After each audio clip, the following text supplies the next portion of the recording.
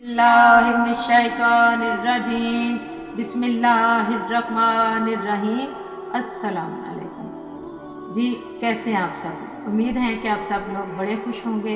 जैसे जैसे आपने कमेंट किए कि मैं ज़ियारत पे लेकर जाऊंगी, इंशाल्लाह मेरा वादा है बफज़ल खुदा बफज़ल मौला मौला मुश्किल कुशा जो मैंने ज़ुबान से निकाला है, इंशाल्लाह उसी तरीके से उसी बयान पे मैं आपको ज़रूर लेकर जाऊंगी। और आज आते हैं कि मैं आज आपको एक अमाल देना चाह रही हूँ जो मोजज़नुमा भी है। और जैसे कि आप जानते हैं कि कोई भी परेशानी हो तो कोई भी मसला हो तो हम अहले बैत से ही तमस्सक रखते हैं और इन्हीं से ही इल्तिजा करते हैं, खालिक अकबर से इन्हीं के वसीले से मांगते हैं और वो हमारी तमाम मुसीबतें परेशानियां दूर कर देते हैं। आज आपको अपने साथ बीता हुआ एक वाक़या बयान करती हूँ कि जैसे ये दिन गुजरा बरोज़ बुध का, तो मेरे घर पर अमाल इमाम मूसा काज़म अलैहिस्सलाम का होता है। ऐसे ही सुबह सुबह मेरी बेटी का फ़ोन आ गया कि अम्मी मेरे आज ना मामू बड़े सख्त बीमार हैं, दुआ करें कि अल्लाह उनको सेहत अता करे। जैसे मुझे पता चला वो मेरे कज़न हैं, मेरे मामू के बेटे हैं, अल्लाह उनको सेहत और ज़िंदगी अता करे। तो जैसे मुझे पता चला, यकीन जाने वो मेरा ननिहाल है, तो मुझे बड़ी तकलीफ़ हुई और मैं रोने लग गई और रो रो कर गिड़गिड़ा कर दुआएं करने लगी, अम्मा युजीबुल का अमल करने लग गई। उसी वक्त मैंने तस्बीह पकड़ ली और अल्लाह की तरफ से वो दिन मेरे घर पर लोगों को आने का था और वो अमाल वाला दिन था और दिन बुध का था, जो मेरे घर पे हर बुध के बुध अल्लाह के फजल और करम से महफिल होते हैं इमाम मूसा काज़म अलैहिस्सलाम। जैसे कि मैंने आपको बताया कि जब किसी बहन को खबर मिले ना कि तेरा भाई बीमार है तो उसके लिए दुआ कर, तो आप सात बहनें और भाई जानते हैं कि भाई कितने प्यारे होते हैं।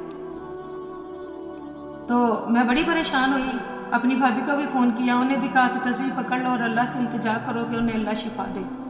वो कहती है हाँ मैं पढ़ रही हूँ।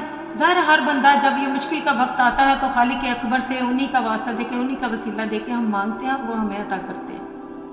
जैसे ही वो लोग आते गए और मैं उनके हाथ में सूरह यासीन पकड़ाती गई और साथ ये भी इल्तिजा करती गई कि अल्लाह का नाम है मेरे भाई के लिए दुआ करें कि वो सेहत से ज़िंदगी से घर वापस आ जाए हॉस्पिटल में। तो जैसे ही फिर महफिल शुरू हो गई अल्हम्दुलिल्लाह, और बड़े अच्छे तरीके से ज़िक्र किया गया और इमाम मूसा काज़म अलैहिस्सलाम का ज़िक्र किया गया और उनकी बेटियों का सदका कि जो अपने बाप के लाशे पे ना रो सकें। और इतनी बेटियां होने के बावजूद इमाम मूसा काज़म की लाश पे कोई रोने वाला नहीं था और पुले बगदाद पे बेयारो मददगार जनाजा छोड़ दिया। उसके सदक़े से मैं रो रो कर गिड़गिड़ा कर दुआएं करती रही, या अल्लाह मेरे भाई को कभी कुछ ना करना, मेरे अल्लाह उनको अपने बच्चों समेत अपने घर में शाद और आबाद रखना और खैर खैरियत से घर वापस आ जाए। और यकीन जाने शाम हुई, मैंने खाना नहीं खाया, मेरा दिल ही नहीं कर रहा था मैं खाना खाऊं। मैंने फ़ोन किया, पता किया कि भाई का क्या हाल है। मेरे बड़े भाई उन्होंने बताया कि अल्हम्दुलिल्लाह अब ठीक है। फिर मैंने शुक्र के नफल अदा किए तो फिर मैंने खाना खाया। तो ये बाबल हवाइज है और इनकी दुआएं कभी भी रद्द नहीं होती। मैं आपके आगे ये भी इल्तिजा करती हूँ, कोई मसला हो कोई भी ऐसा, अगर आपने दुआ करानी है, मेरे घर पर हर बुध के बुध अल्हम्दुलिल्लाह ज़िक्र होता है। अगर आप जो करीब है वो तो आते हैं, जो नहीं आ सकते वो मुझे मैसेज पे अपना नाम देकर अपनी परेशानी कहकर आप मुझसे दुआ करवा सकते हैं। और अगर आप नहीं करवा सकते अपनी कोई, क्योंकि वो इशारा के करीब रहता है, दिल की सुनते हैं और वो रब रहीम है, वो रहमत करने वाला है, वो ज़रूर सुनते हैं। अगर मुझे आप बयान नहीं कर सकती तो ये मैं आपको पूरा अमाल तो नहीं दे रही, इंशाल्लाह मैं पूरा अमाल भी दूंगी। इंशाल्लाह वो भी मैं वीडियो बनाऊंगी पूरे अमाल की, क्योंकि हर बुध को होता है। इंशाल्लाह पूरे अमाल की मैं आपको वीडियो ज़रूर बना के दूंगी। तो आपने क्या करना है, 2 रकात नमाज हाजत पढ़ के किसी भी वक्त आप पढ़ सकते हैं, लेकिन दिन मुकर्रर है बुध वाला दिन। आप जो शामिल नहीं हो सकते महफिल में, तो आप इस तरीके से बुध वाले दिन आपने एक तस्बीह इमाम मूसा काज़म अलैहिस्सलाम बाबुल हवाइज की पढ़नी है।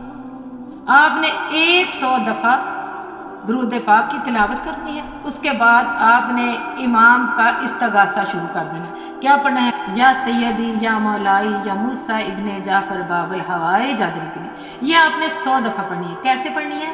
یا سیدی یا مولائی یا موسیٰ ابن جعفر باب الہوائے جادرکنی۔ جیسے جیسے آپ یہ تصویر پڑھتے جائیں اور گڑ گڑاتے جائیں، روتے جائیں اور مولا کا وہ تنگ زندان یاد کرتے جائیں، اور اس کے بعد جب ختم ہو جائے پھر آپ نے 100 دفعہ تسبیح اسی طریقے سے پڑھ کر اور دعا طلب کرنی ہے، اور رو رو کر گڑ گڑا کر آپ نے یہ دعائیں کرنی ہیں۔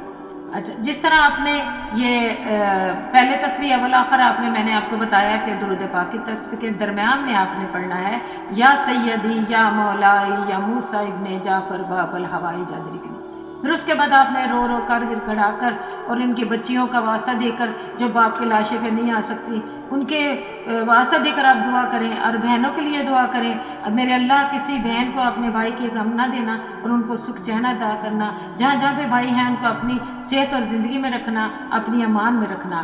آمین ثم آمین۔ تو آپ کی اپنی التجائے راحت بار بار التجا کر رہی ہے۔ آپ میرے جو چینل کو دیکھے گا کمنٹ میں لکھے گا لبیک یا حسین اور اپنا نام تحریر کرے گا، انشاءاللہ اگلے مہینے قرآن دازی ہوگی تو اس میں جس کا نام نکلے گا میں راحت آپ کو مولا علی علیہ السلام اور ساری ایران اور عراق کی زیارات فری کرواؤں گا انشاءاللہ۔